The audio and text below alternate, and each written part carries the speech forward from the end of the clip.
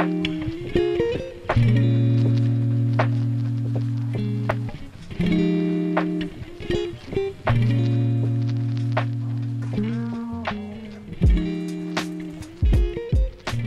datang di EVAF Podcast by Dinas Kominfo Kabupaten Maluku Tenggara.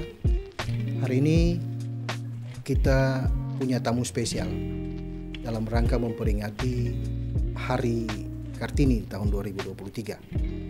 Kita sebut sebagai Kartini EVAF. Beliau adalah seorang perempuan tangguh asal Kei yang diberikan kepercayaan dalam mengelola kesehatan di Kabupaten Maluku Tenggara. Ya, beliau kapasitasnya sebagai Kepala Dinas Kesehatan Kabupaten Maluku Tenggara, pernah menjabat sebagai Direktur RSUD, dulunya juga pernah menjadi Kepala Puskesmas. Jadi secara karir beliau mulai dari bawah sampai menduduki jabatan sebagai Kepala Dinas Kesehatan Kabupaten Maluku Tenggara. Beliau tahun ini akan mengakhiri masa tugasnya dan memasuki masa purna bakti, masa pensiun, khusus di tahun 2023 ini. Tetapi karya yang ia buat untuk Maluku Tenggara sudah cukup banyak. Dan orang yang pernah bekerja sama dengan beliau ini dan juga pimpinan yang memberikan kepercayaan kepadanya menyebut perempuan ini sebagai wanita baja, wanita besi yang tangguh dalam menghadapi banyak tantangan. Ya, beliau Dr. Katrin Ceno Tanubun atau akrab disapa Dr. Keti. Selamat datang Dr. Keti. Ya, terima kasih Pak Kenny Kadis Kominfo yang sudah memberikan kesempatan kepada saya. Ketemu lagi nih Bu. Ketemu sebagai anak dan mama. Ya, buat teman-teman, saya pernah bekerja sama dengan Dr. Keti. Saya sebagai Kepala Tata Usaha di RSUD Karel Satsuitubun Langgur dan beliau sebagai Direktur RSUD. Saat itu kita membangun rumah sakit. Ya. Anggap saja mulai dari nol ya Ibu. Ya. Rumah sakit waktu itu penuh dengan banyak sekali keterbatasan, kekurangan-kekurangan, tapi puji Tuhan kita bisa dengan kerja sama, kerja keras dan kerja cerdas tentunya. Tuntas akhirnya tuntas. Ya. Tuntas dan itulah persembahan untuk masyarakat Maluku Tenggara. Ya, Ibu. Teman-teman yang pernah bekerja sama dengan Ibu, pimpinan Ibu, Pak Bupati sendiri mengatakan Ibu adalah seorang wanita bajah, wanita besi. Karakter Ibu seperti ini terbentuk saya yakin dari keluarga. Mungkin Ibu bisa menceritakan sedikit tentang latar belakang Ibu. Ya, Pak Kenny, saya memang mempunyai seorang ayah adalah seorang anggota polisi. Kami besar, ibu saya juga bapaknya adalah tentara. Oh, ya. Jadi ini polisi dan militer nih. Jadi anaknya keras ya. Ya. Ya, jadi kami besar, saya lahir di Makassar. Ya. Jadi waktu itu orang tua saya makanya sedikit logat-logat Makassar selalu muncul. Ya. Orang tua saya keluar dari kampung Ohoait ke Makassar untuk sekolah polisi. Sampai di Makassar ketemu dengan mama saya almarhum, bapak juga almarhum ya. Mama saya adalah anak tentara yang dari Buru. Namlea. Oh, ya, Namlea. Tugas di Makassar sebagai tentara. Disitulah bapak saya ketemu dengan mama saya dan kami semua dilahirkan di Makassar. Oh. Kami 10 orang Pak Kenny bersaudara. Bersaudara 10 orang. 10 orang. Laki-laki berapa, perempuan berapa? Laki 3 orang, perempuan 7 orang. Perempuan 7, orang. Laki-laki 3. Dan kami besar di asrama. Saya ini anak kolong. Oh, begitu. Anak kolong. Jadi kami besar di asrama. Jadi kalau cuma lempar-lempar mangga, main-main lari-lari karung, pulang tengah-tengah malam, itu sudah biasa. Mungkin itu yang menempa tadi Pak Kenny bilang betul, dari keluarga masa kecil yang cukup keras karena bapak juga seorang polisi. Ya, bapak saya mendidik kami untuk bisa kuat, mandiri, walaupun kami perempuan. Ya, kami perempuan tapi dibesarkan dengan sedikit sistem militer. Misalnya jam pulang sekolah harus pulang pakai ini, jam belajar harus belajar. Dan ya tentu saja kita berterima kasih ketika sekarang ada seperti saat ini, yang kita ingat adalah orang tua. Ya, jadi Ibu, dari 10 bersaudara semua masih hidup? Ya, dari 10 bersaudara kami ada adik laki-laki sudah meninggal kemarin di Tual ya. Nah, tapi dari 10 bersaudara ini kami semua hampir, kakak saya yang paling tua Dr. Nona juga mantan Kepala Dinas Kesehatan. Dr. Nona. Dr. Nona Notanubun. Terus yang kedua Dr. Juliana. Dr. Yuli. Dokter obstetrik ginekologi di Ambon. Istrinya Pak Herman, Kedubun. mantan Bupati Maluku Tenggara. Ya. Yang ketiga kakak saya perempuan ada di Makassar. Dia berwira swasta. Ya. Terus yang keempat saya. Berarti dokter 3? Dokter 3. Jadi memang kalau kita mau bicara dokter ini, ya saya juga bersyukur bahwa orang tua saya cukup menempa kami. Paken dulu itu ketika masih sekolah, saya kelas 2 SMA Paken, sudah mengikuti namanya bimbingan belajar. Orang baru kenal sekarang bimbingan belajar, tapi bapak saya memberikan les khusus. Yang ngajar saya adalah dosen-dosen Unhas semuanya. Khusus matematika, khusus fisika, kimia, biologi. Jadi memang dari keluarga pendidikan menjadi faktor pendidikan paling penting.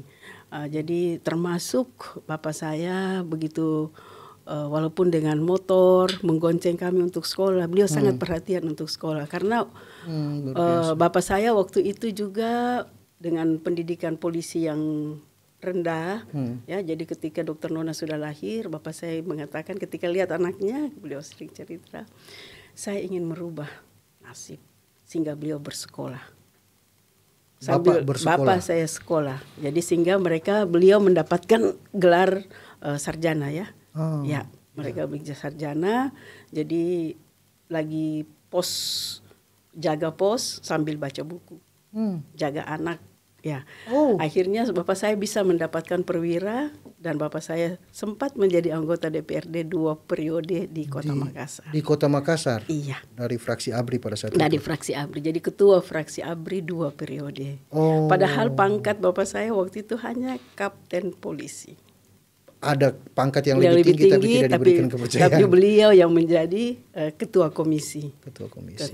Ketua fraksi ABRI pada saat itu. Luar biasa. Jadi memang beliau punya berkeinginan untuk merubah hidup, membuat kehidupan yang baik. Dan karena beliau banyak membaca, beliau melihat bahwa jadi dokter tetap lapangan pekerjaan pasti tersedia, dan dengan jadi dokter bisa pula mengabdi di Maluku Tenggara. 3 saudara dari 10 adik kakak ini, termasuk ibu dokter, 3 orang yang menjadi dokter. Ya. Ibu sendiri memang punya cita-cita menjadi dokter? Sebenarnya kalau cita-cita secara ini tidak juga, tapi karena harus belajar, ikut bimbingan-bimbingan belajar, terus berkeinginan untuk bersaing di Makassar. Nah, jadi saya memang selalu di sekolah-sekolah favorit, termasuk SMA Negeri 1 Makassar.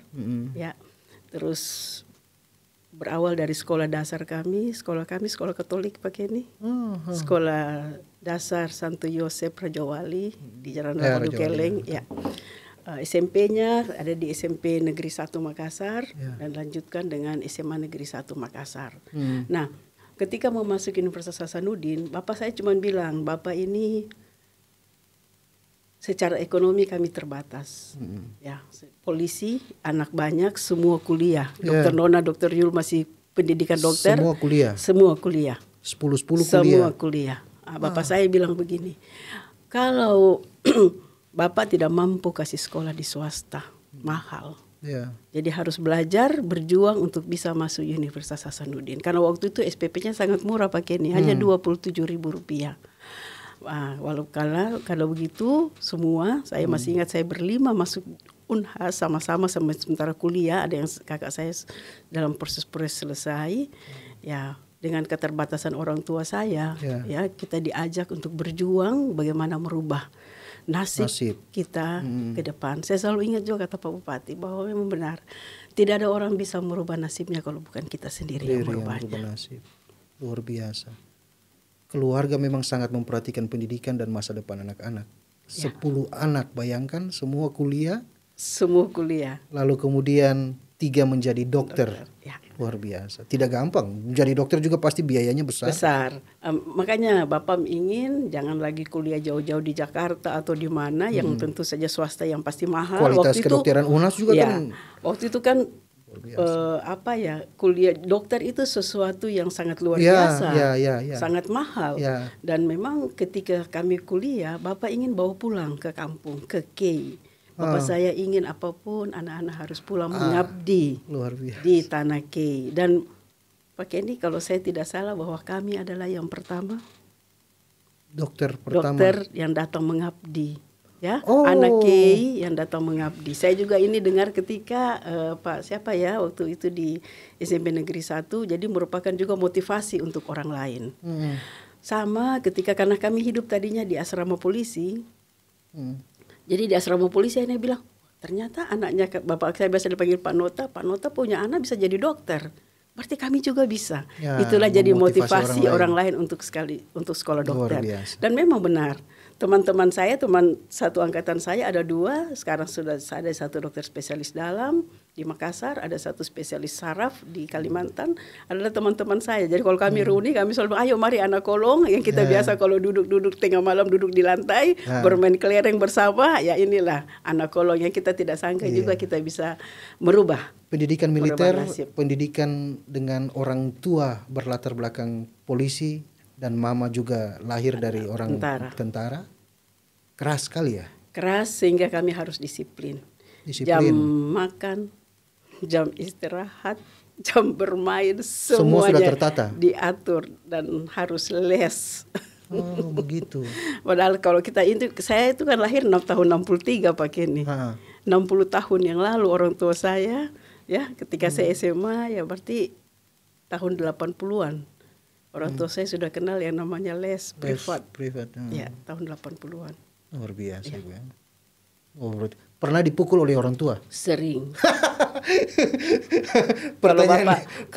Kalau bapak saya pukul, kita bukan dipukul secara, kadang-kadang dipukul secara fisik, tapi lebih banyak kami distrap.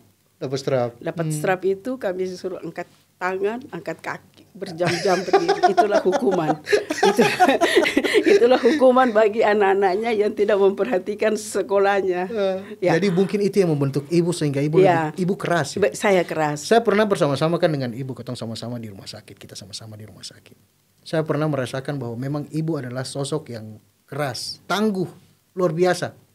Disiplinnya luar biasa. Bahkan pada akhirnya saya hampir di rumah sakit tidak pernah terlambat masuk kantor, tidak pernah terlambat apel karena ibu sendiri apel. Makanya saya juga harus ikut apel. Walaupun kadang-kadang sampai kalau ada acara-acara malam di DPR, tapi paginya tetap apel. Harus apel. Kadang-kadang juga, setengah mati juga ya. Tapi itu sudah terbentuk. Sudah terbentuk begini Pak Ken. Saya juga setelah ini saya sekali-sekali juga suka lihat YouTube. Ternyata memang benar rahasia orang sukses. Disiplin. Disiplin. Betul. Terus saya juga benar Pak. Ketika malam saya mau tidur, saya selalu membayangkan apa yang saya mau kerjakan besok. Betul. Pak Ken, di tempat tidur saya, di meja rias saya ada buku Pak. Ada pena, saya tulis. Oh besok kerjanya ini belum. Besok ini belum. Jadi saya ada catatan saya. Tinggal saya pulang saya lihat ini saya sudah kerjakan ini. Ternyata ketika saya biasa buka satu YouTube untuk motivator. Ternyata ini juga benar yang saya sudah lakukan. Karena tadi mungkin kita diajarkan bahwa kita harus keras berjuang untuk mencari hidup. Terus juga sebenarnya hidup ini tidak terlalu sulit, tergantung kita sendiri. Dalam kehidupan ibu, sosok siapa yang paling ibu teladani? Ayah saya keras, tapi ibu saya sangat lembut. Ibu saya ibu rumah tangga. Dari ibu saya belajar banyak tentang mengatur rumah tangga, termasuk dalamnya saya tahu saya ini pakai bayar begini-begini, saya juga jago masak. Ya.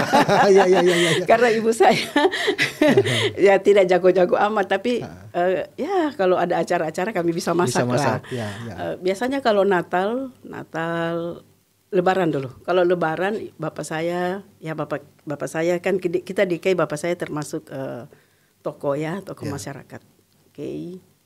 Jadi banyak bersaudara Muslim. Kalau Lebaran itu kami biasa memberikan hantaran-hantaran.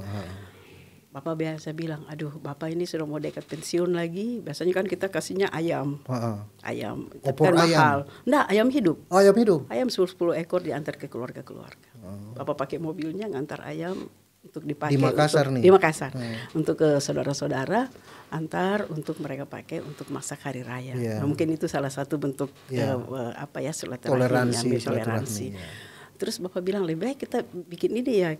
Terus saya suka itu ya, koleksi resep-resep. Saya bikin kue, saya bikin masak, saya rajin juga membersihkan rumah. Mungkin ini yang membuat saya akhirnya bekerja itu, saya suka sesuatu pekerjaan yang rapi. Rapi, betul. Saya suka pekerjaan yang pakai ini, selalu Saya bilang, Ibu enggak perlu perfect. Saya pernah bilang tuh, ibu terlalu perfeksionis. Iya, perfeksionis. Mau sesuatu tuh perfect, sempurna. Iya, sempurna. Jadi akhirnya kita diajarkan untuk bagaimana ya kalau kerja itu harus selesai. Yeah. Harus kita lakukan semuanya dengan sungguh-sungguh begitu Pak Ken. Ya, jadi kami dididik untuk tidak acuh tak acuh. Yeah. Jadi bertanggung jawab. Semuanya tanggung jawab mungkin ya. Saya masih ingat Pak Ken ketika saya sekolah. Ya, ketika saya SMA dengan kakak saya kita naik motor ke sekolah ya. Orang tua saya karena polisi, kami sudah diatur jalan pulangnya jalannya lewat jalan mana saja untuk sampai ke rumah. Tidak boleh lewat tempat lain. Tidak boleh jalan yang lain. Awalnya kami merasa bahwa ini sesuatu yang terlalu berlebihan. Tapi suatu saat Pak Ken, suatu saat kami pulang ini terlambat. Kami sekolah siang, jadi harus sudah sampai di rumah jam 5:30 paling lama. Sudah jam 6 sore kami belum pulang. Bapak saya langsung mengambil mobilnya jalan-jalan yang kami ikut rute itu. Dan benar kami lagi mendorong motor karena ban kami pecah. Ya, di situ saya belajar bahwa orang tua betul-betul sangat melindungi. Dulu tidak ada HP pakai, tidak ada tukang tambal ban di jalan, tidak ada pakai, tidak ada. Kami jalan sudah mau gelap, kami sudah merasa susah mendorong motor. Terus dalam bapak datang dengan mobilnya, mobil kami waktu itu pick up, bapak cari tempat ini untuk. Ya, karena sudah ada laki-laki kan, jadi akhirnya mungkin karakter polisinya ada di situ. Ya, jadi didikan polisi. Iya, cara-caranya. Jadi akhirnya betul juga ya. Pertama kita berpikir ini suatu beban, beban. Tapi ternyata setelah itu orang tua kita maksudnya ada. Jadi saya biasa sampaikan anak saya, opa dulu ajar mama begitu. Iya, jadi kita melewati. Padahal sebenarnya tidak boleh jalan lain Pak Ken. Sudah diatur tuh, dan sudah diatur jam begini pasti sudah sampai di rumah. Luar biasa. Jadi kalau jamnya terlambat. Berat juga ya? Ya berat juga. Jamnya terlambat ya berarti sudah ada betul kami lagi mendorong motor. Saya masih ingat jelas bahwa kami lagi mendorong motor. Jadi ya itulah kenangan orang tua yang mungkin yang mendidik kami. Hampir semuanya kami karakternya agak keras Pak Ken. Ya, betul. Karakter semua hampir Saya dengar Dokter Nona juga seperti keras, itu. Iya. Ibu, dengan karakter yang keras seperti ini, Ibu bawa ke lingkungan kerja, Ibu. Mulai dari puskesmas. Secara otomatis itu terbawa. Karena karakter itu terbangun ya. Jadi kalau lingkungannya, apalagi lingkungannya kalau tidak bersih, tentu kita ingin membersihkan dengan semangat yang ada. Iya. Kira-kira selama jenjang karir Ibu mulai dari pengangkatan sebagai pegawai negeri, penempatan di puskesmas ya? Puskesmas Ohera. Puskesmas Ohera. Saya pertama tugas sebagai dokter PTT tahun 93-94 saya di Puskesmas Ohera Pak. Kendaraan belum banyak. Saya naik perahu yang sekarang belum pakai mesin, dulu pakai penggayung. Penggayung. Yang paling berkesan adalah suatu saat saya mau pulang, motor mau rusak. Saya sampai di ujung Tetoat, saya mau pulang bagaimana. Waktu itu saya ada menggantikan praktek. Jembatan lama sudah ada? Jembatan lama. Tetoat. Kan dulu jembatan lama, jembatan kecil yang... Saya tidak pakai itu Pak, belum ada. Oh belum jadi ada. mesti perahu waktu Perahu, itu. harus perahu saja. Sudah gelap, terus tapi saya harus pulang karena saya praktek menggantikan dokter yang senior. Ya, kita kan mencari pengalaman sebagai dokter muda. Saya juga waktu itu sementara di puskesmas, kalau saya libur saya bantu jaga IGD rumah sakit umum. Ya, karena saya mau banyak belajar. Saya banyak mau belajar. Saya pikir saya masih muda, belum menikah. Ya, waktu saya banyak. Ya. Nah, jadi juga dulu sama kita masuk aktif di anggota FKPPI. Ya, Putra-Putri Purnawirawan ABRI. Ya, saya aktif juga di situ. Terus gelap. Terus saya minta bantuan. Akhirnya kan cuma yang kelihatan adalah lilin-lilin, lampu-lampu pelita. Saya diantar naik. Mungkin seumur-umur hidup saya baru merasakan inilah. Ya, tantangan. Karena saya lahir dan besar di Makassar Pak Kenny. Gemerlap pada saat itu kan di sana tuh kan sudah maju. Ya, maju. Ya, walaupun memang saya bilang penempatan di desa. Di desa. Jadi saya naik perahu itu kecil, minta bantu pakai panggayu pelan-pelan, akhirnya sampai ke ujung, di debut. Debut. Ada motor yang sudah dititip di situ, ya sudah saya naik untuk. Tapi gelap, waktu itu tidak seperti sekarang Pak Ken, tahun 94. 94 ya memang. Berat juga masih pada saat cukup itu, berat ya. Saya kadang-kadang kalau pergi ke puskesmas, kadang saya selalu membawa baju ganti karena biasanya kalau ombak saya ikut basah Pak Ken. Selama tugas di sana? Ya. Dalam seminggu berapa kali ke kota? Saya karena perumahan dokternya waktu itu jarang ada yang mengatakan banyak penunggunya. Saya takut juga untuk tinggal sendiri. Ya, jadi saya pulang balik. Tiap hari saya pergi. Tiap hari tetap tiap hari saya tugas. Pergi. Hari Sabtu yang saya jaga di rumah sakit. Ya. Tapi tiap hari tetap melaksanakan tugas. Ya, saya pergi ke Ohera. Tapi memang pada saat saya satu kali mau ke Warwood, saya sudah pernah ke Tanimbarkei ketika tugas. Ya, saya bersyukur saya bisa menyempatkan diri. Ya, sudah pergi lihat Tanimbarkei tahun 90-an ya Pak. Iya, pada saat itu ya. Jadi saya satu kali nginap karena harus ke Warwood agak pagi. Nginap. Akhirnya saya tidur di rumah dokter tadi. Di perumahan dokter. Yang katanya seram. Yang katanya seram. Jadi saya ditemani bidan dan beberapa ini ada Pak Oyang almarhum, istrinya saudara-saudara yang temani tidur. Terus pagi-paginya semua heran, kok saya tidak apa-apa. Ditanya, Ibu dokter tidak apa-apa tadi malam, tidak ada yang ganggu. Saya bilang tidak ada yang ganggu. Terus saya bilang saya punya cara. Jadi malam itu saya jalan ke masyarakat, jalan-jalan sampai saya capek kan. Langsung tidur akhirnya pulas. Saya tidur pulas supaya saya tidak terpikiran untuk hal-hal yang nantinya membuat saya takut. Betul. Karena sudah diceritakan sangat seram di situ. Pasti orang yang tidur pasti diganggu di kamar yang akan saya tempati. Tapi ya saya sengaja jalan sore-sore, jalan kunjungi masyarakat. jadi Ibu. Ibu merasakan betapa susah di tahun 94 Ibu ditugaskan di Ohera pada saat itu. Memang mungkin kacamata kita sekarang Ohera dengan Kei besar, utara, selatan. Ya Ohera masih baik lah. Masih baik. Tapi kalau Ibu melihat karakter-karakter perawat sekarang atau dokter yang ditempatkan di wilayah-wilayah yang tanda kutip terpencil seperti di Kei Besar Utara Timur atau di Tanimbarkei, lalu kemudian kadang ada keluhan-keluhan masyarakat, dokter jarang baru tinggal di tempat tugas. Kira-kira bagaimana itu? Ya, memang karena memang sulit Pak.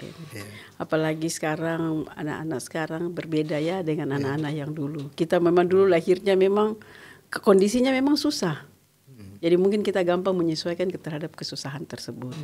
Tapi mungkin sebenarnya yang paling banyak adalah sebenarnya motivasi, semangat mengabdi saja. Yang tadi itu yang mau saya katakan integritas. Karena sudah terbangun, jadi kita merasa bahwa ini sesuatu pengabdian yang harus kita jalani. Ya. Ya harus dijalani. Saya sudah berapa kali mengalami motor mogok di jalan, ban pecah di jalan. Biasa antara wahab itu biasa. Ya biasa. Cuma takutnya biasa pulangnya jangan terlalu malam supaya jangan mendapat gelap di jalan. Karena kita takut juga pakai karena jalan masih sangat sunyi. Ya. Pada kesempatan ini podcast kali ini saya tidak mau masuk terlalu dalam tentang kinerja Dinas Kesehatan. Ibu sebagai Kepala Dinas Kesehatan, lalu kemudian bagaimana menindaklanjuti keluhan-keluhan masyarakat. Saya belum terlalu masuk ke soal itu karena nanti ada sesi yang lain tentang kinerja masing-masing dinas, termasuk Dinas Kesehatan. Tetapi kali ini memang kita fokus pada pembicaraan bagaimana seorang wanita besi menghadapi tantangan tugas-tugas yang diberikan. Dulu di rumah sakit, saya ingat bahwa Pak Bupati pada saat itu, Pak Andre Rentanubun, menugaskan saya. Beliau sampaikan begini, Ken, saya pi rumah sakit pi bantu Dokter Keti di sana. Saya sendiri latar belakang sarjana ilmu pemerintahan. Ini apa lagi penempatan di rumah sakit? Buta. Saya waktu itu memang khawatir bisa melaksanakan tugas ini atau tidak.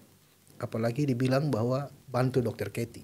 Berarti ada harapan Pak Bupati pada saat itu untuk bagaimana memperbaiki rumah sakit yang saat itu banyak keluhan. Betul. Lalu kemudian ketika kita masuk, yang saya pelajari dari ibu adalah bagaimana ibu memberikan kepercayaan kepada saya untuk mengatur hal-hal teknis tertentu seperti perencanaan, kepegawaian dan lain sebagainya. Bagi tugas. Ibu fokus dalam pelayanan, saya fokus ke perencanaan dan pelaporan ke semua sampai ke kepegawaian pada saat itu. Kita mendapatkan tantangan yang cukup berat pada saat itu ya. Apa yang membuat ibu yakin bahwa rumah sakit itu bisa berubah? Ya, saya sebenarnya Pak Ken ketika waktu itu saya minta di Pak Bupati. Saya mungkin baru sebulan atau 2 bulan ada rapat dengan Pak Andre. Saya bilang, Pak Bupati, tolong saya dibantu seorang KTU yang baik. Kalau tidak Pak, saya pikir-pikir juga karena rumah sakit ini berat Pak. Saya harus melaksanakan tugas. Waktu itu kan KTU-nya belum ada Pak ya. Ya. Saya harus melaksanakan tugas. Padahal sorotan masyarakat untuk rumah sakit ini sangat besar. Wow. Air saja pasien mau melahirkan harus bawa oto air baru bisa. Betul. Ya. Betul. Karena sebelum saya dilantik sebagai kepala rumah sakit Pak Ken, AMGPM membuat musyawarah ya di Dian Darat. Itu meminta pemerintah daerah hadir waktu itu. Nah, jadi Pak Wakil Bupati menugaskan Pak Kepala Bapeda, Pati Selatu menugaskan Kepala Dinas Kesehatan, Kepala Dinas Kesehatan menugaskan saya, Kepala Bidang Pelayanan Kesehatan untuk bicara kepada bagaimana menjawab. Karena dari surat MGPM ini sudah banyak sekali. Waktu itu Ibu sudah di direktur rumah sakit? Belum. Tapi sinyalnya ke situ. Sinyalnya ke situ. Sudah ada tanda-tanda. Tanda-tanda ke situ. Waktu itu sudah ada, Pak Andre sudah pernah panggil, tapi belum ada pelantikan. Nah, waktu itu surat itu penuh dengan segala obat yang dibeli, perawat yang tidak melayani dengan baik, air yang tidak ada, segala macam. Suratnya panjang Pak Ken. Saya ketika dikasih tugas sama Ibu Kepala Dinas almarhum, saya bilang, Ibu, saya tidak bisa. Dia bilang, tidak, Ibu kan punya bagian, Ibu saja yang bawa. Nah pada saat Ibu itu. Ibu MKes rumah sakit ya? Ya, saya MKes rumah sakit. Saya S2 manajemen rumah sakit di Gajah Mada. Jadi memang harusnya ke sana.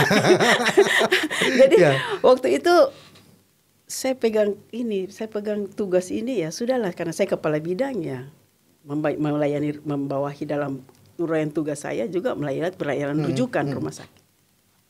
Saya pergi tanya ke Dokter Nona apa yang mau saya siapkan, visi misi Bupati apa. Tahunya hari Sabtu saya dipanggil untuk dilantik. Ya, saya mengikuti pelantikan. Saya ingat persis waktu itu yang lantik cuma 2 orang, saya dan Pak Hendrik Watratan, yang Kadis Sosial. Kami berdua dilantik di ruangan Pak Bupati. Nah, setelah dilantik itu kami ikut rapat kepala OPD. Setelah itu Pak Kepala Bapeda, Pak Tislatu bilang, Ibu Kadis nanti yang bawa itu tuh kami sudah siapkan materi. Oh ya Pak, baik Pak. Saya sudah berpikir saya mau siapkan materi. Sudah ada. Oh ya sudah, saya bawa, saya lihat. Ya. Jadi pada saat saya ikut ibadah, setelah ibadah mereka bilang, ini dari pemerintah daerah siapa yang hadir? Terus saya bilang, saya yang hadir Pak. Dari mana ke mana Ibu dokter yang hadir, yang diundang kan bupati. Orang belum tahu Ibu sudah dilantik saya sebagai bilang, direktur rumah saya sakit. kemarin dilantik Pak, hari Sabtu saya dilantik, hari Minggu saya ikut acaranya. Jadi saya bilang, saya Pak yang mewakili pemerintah daerah. Jadi waktu itu saya ingat persis waktu itu Pak Brian Ubro jadi moderator.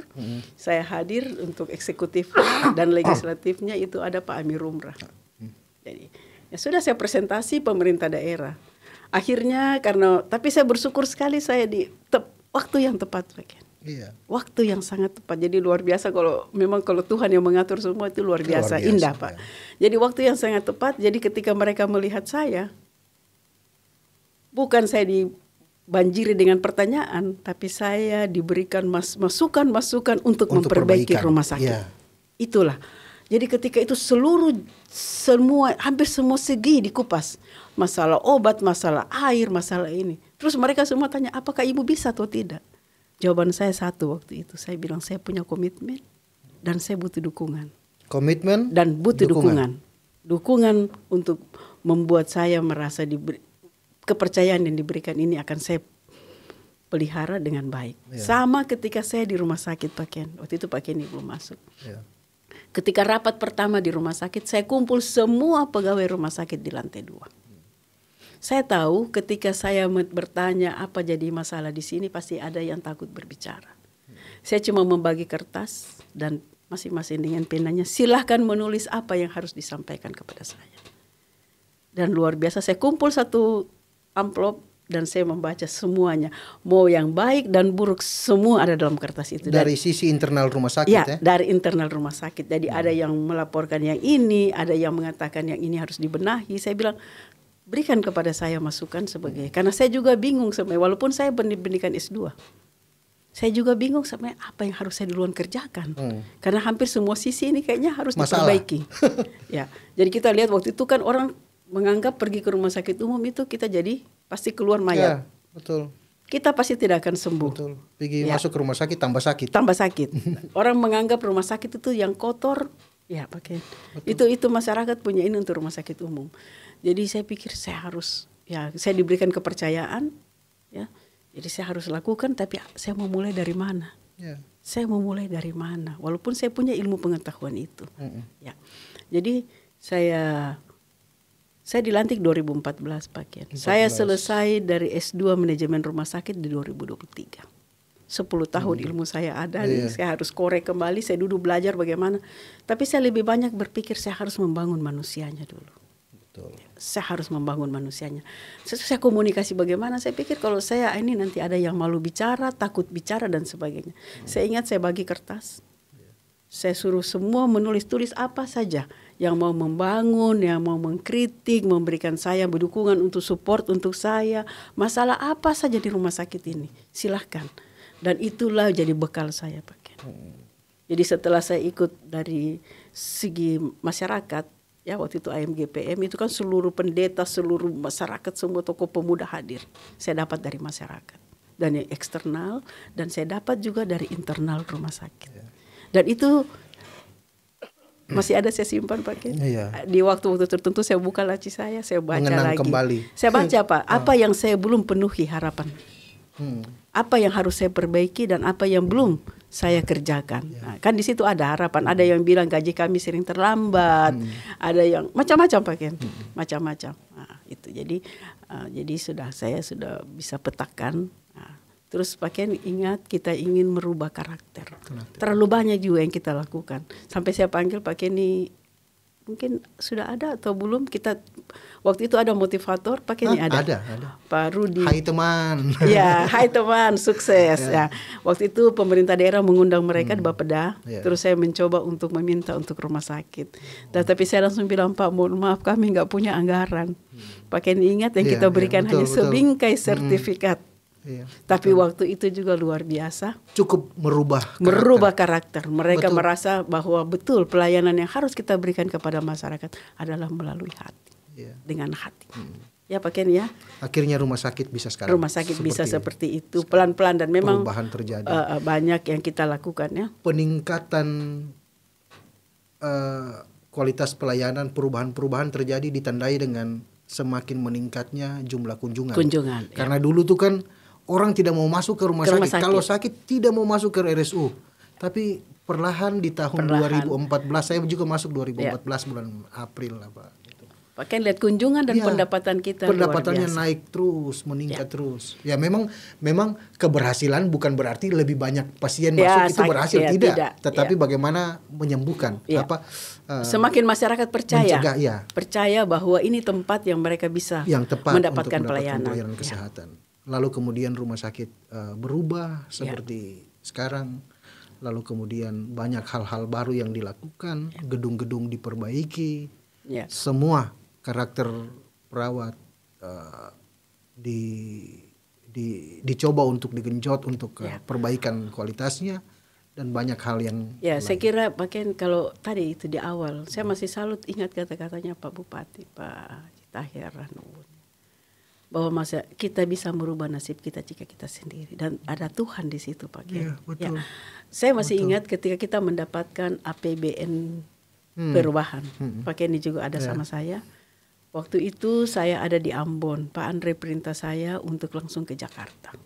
Untuk membawa proposal ke Kementerian Kesehatan. Pak Ken. Yang kita mendapatkan 75 miliar. Sehingga wajah rumah sakit langsung berubah. Ya. Waktu itu Pak Ken, saya pergi ke Jakarta. Saya masih baru direktur, saya tidak tahu bahwa saya harus dibawa cap bupati. Ketika Pak Andre habis tanda tangan, saya bilang Pak belum dicap. Alangkah bodohnya saya. Betul. Terus akhirnya saya dia cuma angkat muka ya sudah saya keluar. Saya baru sadar bahwa itu bukan karena saya tidak tahu Pak. Tapi saya ingat sekali bahwa saya membawa itu ke Kementerian Kesehatan saya sendiri. Ya, saya juga baru pertama masuk di Kementerian Kesehatan. Saya berjalan membawa proposal yang harus saya sampaikan ke Menteri Kesehatan. Saya membawa pakaian cukup, saya dibawa ke ruangan satu, ditolak bawa ke ini. Tapi saya berpikir saya harus jalan terus dan saya harus proposal kita buat tengah malam harus itu. Waktu itu Pak Ken, saya sampai di satu tempat, saya bilang begini. Terus saya sudah 2 kali bolak-balik, terus Ibu harus isi buku tamu. Kesempatan mengisi buku tamu, saya tulis nama saya lengkap. Saya jarang sekali memakai MKes saya, tapi saya tulis dengan nama lengkap saya, Dr. M. Kano Tanubun MKes, Direktur Rumah Sakit. Terus mereka terima saya dengan sangat baik. Ibu, ya, mari proposalnya. Pakai tahu apa yang ketika membuka proposal ini tanggalnya tahunnya salah, pakai ini copy paste dari tahun-tahun sebelumnya. Ya, karena terburu-buru malam kan. Waktu itu kan pakai ini kan titip di Pak Bupati. Saya ambil di Jakarta, ketemu Pak Bupati di Jakarta. Jadi begitu dibuka, saya bilang wah salah. Jadi bagaimana? Saya bilang sama ibu itu, pinjam tip X-nya dong. Orangnya pergi ambil tip X. Dan saya tip X dari 2008 ke 2009 nah, saya tip X terus tanya ibu ini hari Sabtu, saya bilang iya kami masih 6 hari kerja di sana. Setelah itu beliau tanya ada bawa surat pengantar? Tidak. Saya bilang saya tidak bawa. Akhirnya tanda terima. Saya ingat persis dia pergi ngambilkan saya tanda terima, bahasanya ibu dokter simpan ini baik-baik. Betul, jadi ketika saya lapor sama Pak Bupati, Pak Andre. Tanda terima itu jadi bukti. Iya, Pak saya sudah selesai. Ada ambil tanda terima Kaseng? Aduh, untung tadi. Itu pengalaman pertama. Pengalaman pertama. Saya tidak tahu harus bawa tanda terima. Padahal tanda terima itu yang dibawa ke Senayan oleh Pak Bupati. Sehingga kita mendapatkan rezeki untuk masyarakat Maluku. Karena saya selalu berpikir begini Pak Ken. Katong kerja untuk masyarakat. Pak Ken masih ingat kata-kata saya, Pak Ken yang kita rasakan ini adalah rezeki masyarakat Maluku Tenggara. Mereka berhak untuk mendapatkan sarana prasarana yang lebih baik. Akhirnya rumah sakit berubah. Pak Ken ingatkan dulu ubinnya kan cuma berapa kali berapa itu? 30 kali 30 kali 30. Sekarang di zaman Pak Bupati Pak Taher Hanubun. Banyak juga bantuan dari pemerintah pusat, termasuk Ibu berproses dengan Pak Bupati mengawal sampai rumah sakit Pratama Elat. Coba ceritakan sedikit. Ya, jadi ini rumah sakit Pratama ini sebenarnya itu dari tahun 2018. Sudah berproses dari sudah tahun 2018. Berproses dari 2018. 2019 saya dan Pak Bupati Taher Hanubun kita ketemu Pak Dirjen Yankes, waktu itu Prof. Abdul Qadir, bersama waktu itu Kepala Bapedanya Pak Nadus. Pak Bernardus Seretop, kami bertiga ketemu untuk sama-sama memperjuangkan rumah sakit Pratama. Tapi kita terkendala lagi bukan daerah tertinggal. Di tahun 2020 menunya itu juga saya rasakan itu untuk memperjuangkan menara itu. Kita tidak masuk daerah tertinggal. Bukan daerah tertinggal, jadi dimanapun kita masuk susah memang, close. berat. Tidak bisa. Jadi Pak Bupati ketemu kita ketemu Pak Dirjen mau berangkat ya. Jadi kita pagi-pagi sekarang jam 8. Jam 8 pagi kita sudah ketemu. Karena beliau harus ke bandara, Pak. Nah, tuh, jadi lewat Pak Bupati lewat ini ada beliau punya jaringan sehingga bisa ketemu pagi. Kalau tidak beliau tidak akan menerima tamu karena beliau akan berangkat. Ada urusan ke luar negeri atau keluar daerah. Ada urusan luar. Nah, jadi Pak Ken ketika itu sudah belum cukup, tahun berikutnya lagi menu tertutup dan nanti di tahun 2022 menu itu terbuka. Menu terbuka. Proposal tadi masuk. Nah, karena sudah siap semua. Nah, tapi ternyata juga lahan yang disiapkan itu di Wulurat. Jadi betul juga Pak Bupati punya pikiran bahwa saya juga merasakan ketika kami membangun Puskesmas Elat yang letaknya di belakang tidak menambah keindahan. Tidak merubah penampilan wajah Elat. Padahal ada bangunan besar. Rumah sakit Pratama nih. Tidak Puskesmas Elat. Puskesmas Elat. Kan letaknya agak di belakang. Oh iya betul. Tidak menambah. Tidak seperti Weduar yang kita langsung merubah wajah Kecamatan Kehi Besar Selatan. Ya. Jadi waktu itu ketika Pak Bupati ingin memindahkan dari Wulurat ke depan Elat. Jembatan Elat. Saya ke Kementerian Kesehatan, Pak. Saya ke Kementerian Kesehatan, saya masuk dari pintu ke pintu, 4 direktorat saya masuki, Pak. Terakhir dari Biro Perencanaan tidak menyetujui. Yang lainnya setuju saja. Dari Biro Perencanaan tidak setuju. Terus saya tidak diberikan, tapi saya tetap saya tetap ngotot bahwa saya harus, Pak, saya bilang Pak, saya harus pulang dengan membawa persetujuan. Terus dikatakan, Ibu ini kan Ibu sudah setujui dari awal. Sekarang kenapa sudah setuju anggarannya, Ibu sekarang mau rubah. Saya kemukakan segala macam, tetap berapa tidak miliar? Bisa. 70 miliar. 70 miliar. Ya.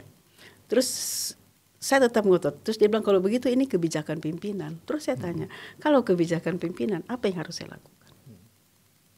Berarti saya tahu, saya Kepala Dinas Kesehatan tidak pantas bertemu dengan menteri. Walaupun memang pada kami Rakerkesnas saya sudah menyampaikan ini kepada Pak Menteri langsung. Terus saya bilang lalu caranya bagaimana? Lapor Pak Bupati. Pak Bupati harus ketemu dengan Menteri. Ibu buat surat. Saya buat surat, Pak. Saya buat surat 2 hari ke depan dan bertemu.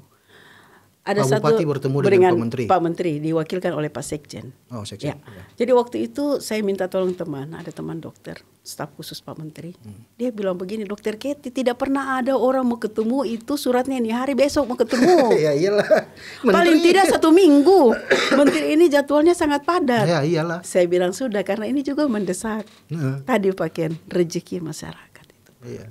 Itu yang saya pelajari bahwa kalau kita mau sungguh-sungguh mau ya kerja tulus pasti ada jalan. Ya. Dan betul. Saya pikir saya banyak juga belajar dari Pak Bupati. Ya, kerjain kita bikin saja, kita bikin saja pasti ada jalan.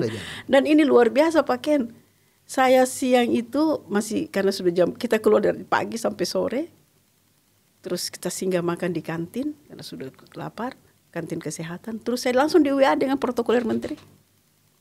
Siap, cuma Pak Menteri ada tamu jadi wakilkan Pak Sekjen. Saya kayak rasanya luar biasa. Dan itulah kalau Tuhan yang mengatakan Pak Bupati ada di Jakarta. Kebetulan sekali ya. Iya. Pak Bupati ada di Jakarta. Terus begitu Ibu Kadis PU ada di Jakarta juga. Saya telepon Ibu Kadis PU, dia bilang kenapa Ibu ada tahu saya ada di sini. Saya bilang saya tahu ibu baru tiba tadi malam, tapi ini perintah Pak Bupati kita semua besok ke Kementerian Kesehatan untuk menunjukkan bahwa bukan saja kesehatan, Pak Bupati didukung oleh baik oleh dinas kesehatannya, PU-nya yang kan ini masalah pembangunan, dan juga ada Pak Cito, Kaban Keuangan dan Inspektorat. Kami bersemua menemani Pak Bupati untuk hadir. Luar biasa. Ya itulah, jadi ya tadi rezekinya Pak Ken. Jadi banyak kita juga belajar rezeki bahwa masyarakat. Ya rezeki masyarakat. Ya. Ibu, kita kembali. Ya. Karakter ibu yang tangguh ini. Ini bilang saya tangguh ini Pak Bupati. Wanita besi ini. Karakter ibu yang tangguh ini diuji pada saat COVID-19 tahun 2020. Banyak yang mungkin ada bahasa-bahasa miring atau mampu untuk hadapi COVID-19 dengan pengembalian anggaran yang begitu besar dari pemerintah pusat. Artinya ditarik kembali dananya. Kita berjalan dengan dana yang ada. Lalu kemudian kebijakan yang diturunkan dari pemerintah pusat, Satgas terbentuk dan lain sebagainya. Pada saat itu Pak Bupati punya bahasa Panglima COVID adalah Dr. Kety, Kadis Kesehatan. Jadi Dr. Kety diberikan kepercayaan untuk juru bicara mengatur dan lain sebagainya. Ibu melihat suasana kebatinan ibu pada saat itu menghadapi tantangan yang luar biasa. COVID seperti apa? Kalau mau lihat pada saat itu Pak Ken, saya rasa saat-saat yang sulit. Tapi kalau sekarang ini saya lihat saat-saat yang menyenangkan. Kenapa menyenangkan? Karena kita berhasil. Masyarakat mau pakai masker, masyarakat mau cuci tangan dan sebagainya. Saya rasa kita berhasil. Kita berhasil secara bersama-sama. Merubah pola hidup. Merubah pola hidup masyarakat. Karena masyarakat mungkin situasinya takut. Jadi mereka mendengar. Pak Bupati membawa saya di 11 kecamatan untuk bagaimana mensosialisasikan. Pakaian malam saya tidak pernah langsung tidur pakaian. Saya membuka Google, saya membaca lagi semua berita-berita terkini. Bagaimana kami punya WA baik dari dokter maupun kumpulan-kumpulan dari kementerian. Saya selalu membuka dan saya mencari ilmu terbaru. Karena banyak juga hoax yang berkembang. Betul. Saya harus pandai untuk menangkal hoax ini. Dan pakaian kita ingat, kita buka media center. Rasanya saya tidak pernah ada di kantor. Saya selalu mendampingi Pak Bupati, malah berapa kali kami makan siang dengan Pak Bupati. Ya, saya makan siang di situ pakaian karena memang tidak punya waktu untuk pulang. Karena kita secara punya agenda mendampingi, memberikan edukasi, termasuk bagaimana desinfektan. Saya tanya teman saya di Jakarta bagaimana untuk campurannya ini. Banyak harus saya belajar untuk saya bisa bawa ilmu itu ke sini. Di media center sampai malam. Kadang-kadang kita dulu opal pagi, ini sampai malam ya. Jadi akhirnya pekerjaan-pekerjaan kantor juga agak sedikit terbengkalai, terutama administrasi. Jadi saya pernah bilang begini, dulu pada saat COVID, orang ada semua di rumah menjaga nyawanya masing-masing. Tapi kami ini yang Pak Bupati bilang pahlawan-pahlawan kemanusiaan, kami ada di jalan Pak Ken. Betul. Kami ada di jalan membagikan masker, memberikan edukasi kepada masyarakat. Menghadapi penyakit kami, tapi nyawa kami. Tidak dihargai. Satu kasus Pak Ken. Waktu itu ada satu pasien COVID, anaknya meninggal, dia keluar dari rumah sakit, dia lari. Padahal dia COVID nih, dia lari pulang ke Oherenan. Saya ditelepon, masyarakat sudah bingung, panik, bagaimana caranya kasih keluar dia dari situ. Karena dia COVID, kan orang takut dulu COVID itu sesuatu yang sangat menakutkan. Terus saya kebetulan itu hari ada peletakan masjid batu pertama di masjid. Saya pergi dari Mataholat, saya ke Oherenan. Saya pakai hazmat paket, naik ambulans. Saya pergi mengambil masyarakat itu di Oherenan. Awalnya kami ditemani dengan aparat, tapi ketika sudah naik speed, Kadis Perikanan ikut membantu naik di itu speed. Pakai pakaian hazmat ini pakaian. Speed kami juga pakai sepatu Lars juga. Hujan, gelap. Itu ibu turun langsung? Saya turun langsung. Saya dengan Pak Asis, saya turun langsung menjemput dia. Karena tidak ada orang berani, semua takut. Tadi saya bilang nyawanya saya kayaknya tidak ada artinya, Pak. Tapi saya senang karena saya bisa melewati itu. Saya membawa pasien itu langsung bawa ke tempat karantina di Ngilngov. Dalam perjalanan Pak Iwan ini sudah takut karena speed kami yang harusnya cuma setengah jam kerat. Kami hampir sampai 2 jam, Pak. Cuaca sangat buruk. Pak Iwan telepon kasih tahu bahwa kami sudah salah jalur, salah haluan karena dia lihat dari jauh arah speed ini bukan menuju Rat, tapi katanya akan ke Watdek. Jadi telepon terus kasih hubungi keluarga pasiennya karena kebetulan orang Oherenan, jadi dia tahu keluarganya kasih tahu bilang jangan jalan ke situ, itu salah karena memang kabut, sangat gelap. 2 jam kami sampai. Sudah malam. Sudah masih sore. Tapi 2 jam pakaian yang harusnya cuma berapa menit saja kan, 30 menit paling lama karena cuaca buruk. Tapi itulah artinya saya berpikir begini, saya membawa nyawa seorang yang masyarakat. Ya. Saya dengan Pak Asis, saya bilang Asis, kalau ada apa-apa di ini kita mati. Karena kita pakai pakaian hazmat, mereka tidak. Pakaian tahu pakai hazmat dengan N95, saya sangat tertekan, sangat berat. Ini kalau berat kan sudah goyang nih gelap. Bilang Tuhan tolong saya tidak punya kemampuan apa-apa. Tapi kita syukur kita sampai pakaian. Artinya nyawa masyarakat lebih penting ya daripada nyawa kami. Padahal saya juga punya keluarga pakaian. Saya juga punya suami dan anak-anak yang jauh ada di Jakarta.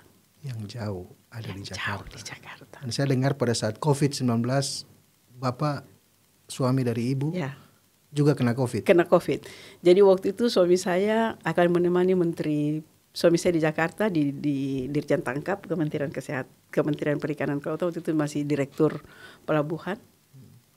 Waktu itu ingin menemani Pak Menteri. Jadi teman-teman podcast beliau ini istri pejabat sebenarnya. Suaminya direktur di Kementerian Kelautan Perikanan, tapi rela ditinggalkan di Jakarta, hidup mapan sebenarnya, bisa ya berjalan dengan mobil yang enak tapi datang di KEI untuk melayani masyarakat. Mungkin karena sudah cinta karena cinta akhirnya kita jalani juga tidak dengan dengan terpaksa.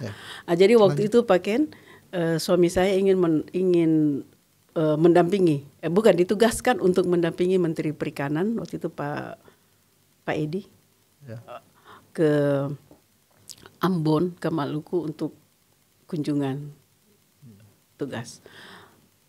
Ketika diperiksa suami saya positif, swab testnya positif, jadi harus langsung karantina. Tidak swab, itu rapidnya positif, jadi harus langsung swab.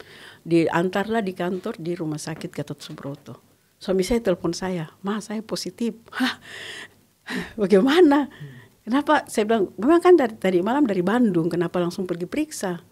Tidak, saya sudah swab. Dalam hati saya pasti positif. Karena tidak tidur kan, capek juga. Betul pakaian. Hasilnya adalah positif. Akhirnya di rumah anak saya ada 2 di rumah, sopir dan semua harus diperiksa. Satu kantor itu di satu ruangannya Bapak ada 9 stafnya, satu di ruangan direktur itu ada 9 sekretaris dengan ini semua diperiksa. Tapi ternyata mereka semua negatif termasuk anak. Ketika suami saya sakit COVID-19, saya juga di sini berjuang untuk masyarakat untuk mengatasi COVID-19 dan saat itu pesawat tidak bisa ke sana. Terbang, ditutup. Tidak ada penerbangan. Ya, saya cuma itu sudah pakaian, kita cuma bersandar kepada kebesaran Tuhan. Akhirnya pakaian, sebenarnya saya punya keyakinan bahwa suami saya tidak apa-apa. Itu hati kecil saya mengatakan itu. Tapi ketika ibu-ibu Dharma Wanita, staf Bapak di kantor, sekretaris, Bapak yang dampingi semua tanya saya, "Ibu, Bapak bagaimana?" Saya, "Bapak tidak ada gejala, tapi Ibu kan banyak waktu itu orang meninggal karena yang kondisi tiba-tiba kehabisan oksigen, hipoksia ini." Jadi waktu itu saya berpikir juga ya, kalau ada apa-apa tiba-tiba suami saya ini bagaimana ya? Terus ada keluarga di Jakarta bilang, "Kok nggak dibawa ke rumah sakit?" Terus itu siapa nanti awasi? Mulai juga timbul was-was. Saya cari teman-teman saya Pak Ken.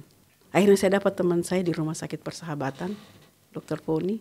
Saya cuma ketemu dia ketika jadi mahasiswa. Dan ketika jadi dokter saya tidak pernah ketemu dia. Tahun 94 berpisah.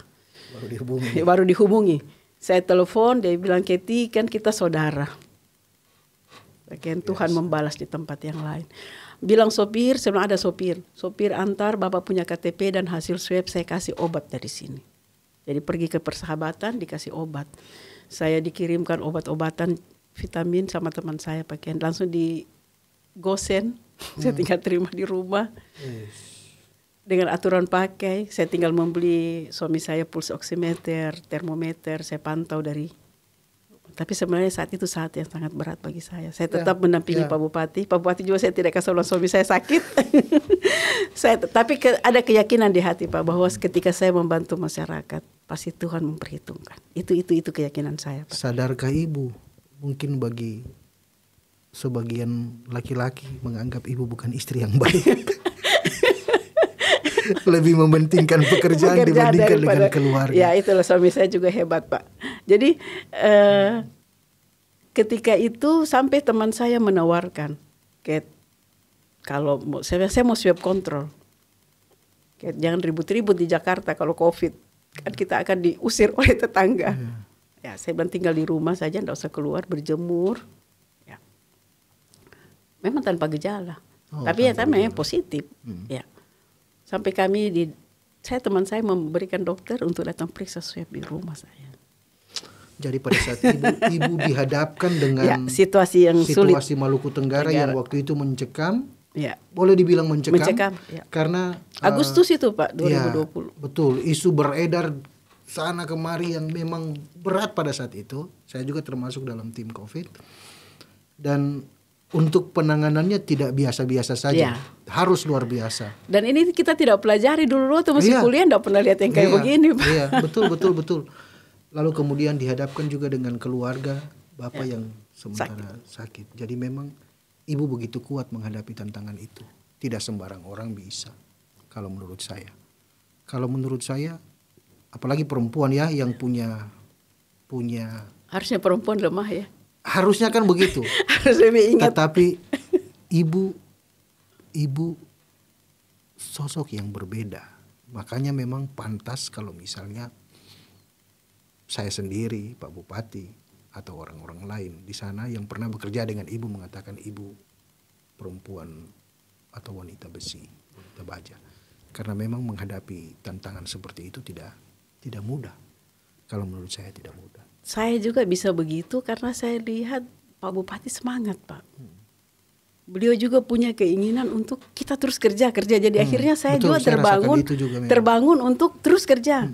Saya ingat persis waktu itu bulan puasa. Staf saya Pak Asis, Pak Ahmad, Pak Adung itu Muslim. Dia bilang, Bu, kita cuma batal di rumah 3 kali dalam 30 hari. Pernah 1 kali Pak Bupati kekurangan masker, kami balik Pak. Saya bilang sudah. Saya yang buka minumnya, mereka cuma air putih Pak. Sedih Pak. Sedih. Dan kami harus balik kembali waktu itu ke Langgur. Ke Van. Karena kita jalan kaki dari kantor Bupati. Jalan kaki ke Van Werlilir bagi masker. Waktu itu kurang, harus balik. Padahal batal puasa. Saya membuka botol aquanya, saya bilang mari minum. Jadi mungkin karena kami sudah cinta kesehatan. Ya tadi takdir kami sebagai tenaga kesehatan selalu saya berpikir kami melayani saja. Akhirnya ya kita terbantu juga Pak. Ketika suami saya sakit juga saya merasakan bahwa teman saya tidak pernah kenal, saya jarang sekali ketemu. Dia bisa mengirimkan obat-obatan. Rezeki selalu ada. Rezeki ada. Memang kalau kita bekerja dengan tulus pasti ada balasan. Pasti ada janji Tuhan. Tidak harus dalam cara yang itu, tetapi mungkin ada cara yang lain. Luar biasa Ibu. Ibu mungkin sekarang sudah diberikan kepercayaan menjadi kepala dinas. Kakak Ibu sendiri Dr. Nona mantan kepala dinas. Sekarang Ibu juga kepala dinas kesehatan. Lalu kemudian di tahun ini Ibu akan mengakhiri masa tugas di Kabupaten Maluku Tenggara sebagai kepala dinas. Apa rencana Ibu selanjutnya? Kalau rencana tetap saya masih tetap memikirkan kesehatan, Pak.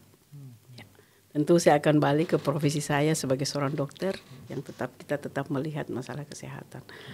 Pak Ken, kalau kita lihat untuk tenaga kesehatan kami lebih banyak perempuan. Perempuan ya. Perempuan yang lebih peka, perempuan yang punya mungkin naluri yang lebih kuat. Tapi perempuan yang tidak bisa dianggap sepele. Betul, ya. betul. Karena kami juga kuat, Pak. Kami juga bisa mengisi, bisa mengisi pembangunan. Jadi tetap kita bisa menjadi, walaupun saya selalu berpikir bahwa saya bukan yang terbaik juga. Saya bukan yang segalanya. Tapi paling tidak ada perubahan-perubahan, dan itu membuat, kalau dulu saya bilang saatnya sulit, sekarang kayaknya saya merasakan senang. Karena kita melihat bahwa masyarakat mau merubah perilakunya. Masyarakat mau divaksin. Dan jangan lupa bahwa ini bisa teratasi karena kita sudah mempunyai perlindungan.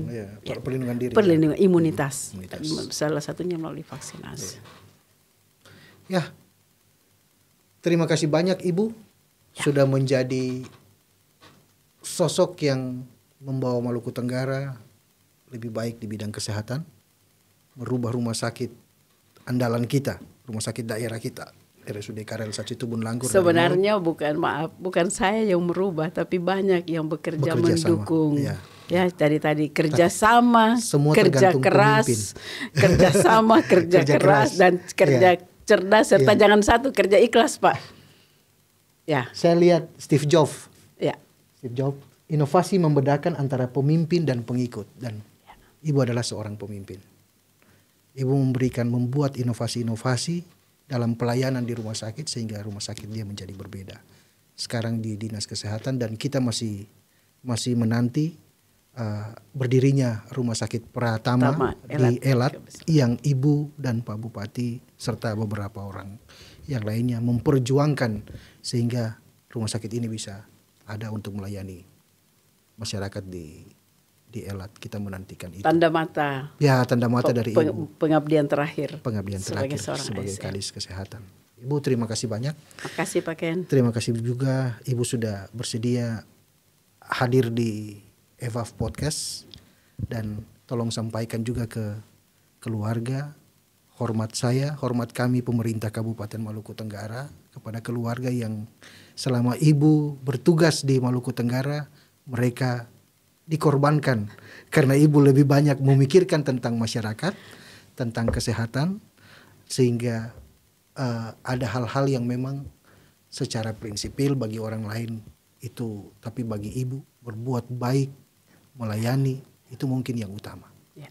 Terima kasih banyak Ibu. Terima kasih untuk Pak Ken. Semua itu, dan sahabat EVAF Podcast, ini menjadi akhir pertemuan kita bersama dengan Ibu Kety atau Dr. Kety Notanubun, MKes, Kepala Dinas Kesehatan, sosok wanita besi, wanita baja EVAF yang pada hari Kartini ini beliau mewakili perempuan-perempuan hebat asal EVAF, asal Maluku Tenggara dalam dunia modern yang diperhadapkan pada banyak tantangan. Tetapi menjadi wanita EVAF yang berkarakter, yang hebat, itu ada pada beberapa orang saja. Tidak semua orang punya karakter seperti itu. Mungkin itu yang bisa kami tampilkan pada podcast pada kesempatan ini. Sekian dan terima kasih. Sampai bertemu di podcast yang berikutnya. Terima kasih Ibu. Makasih Pak Ken, sukses untuk Kominfo Maluku Tenggara. Podcast EVAF. Terima kasih. Bangun terus masyarakat Maluku Tenggara untuk menjadi lebih baik. Terima kasih Bu.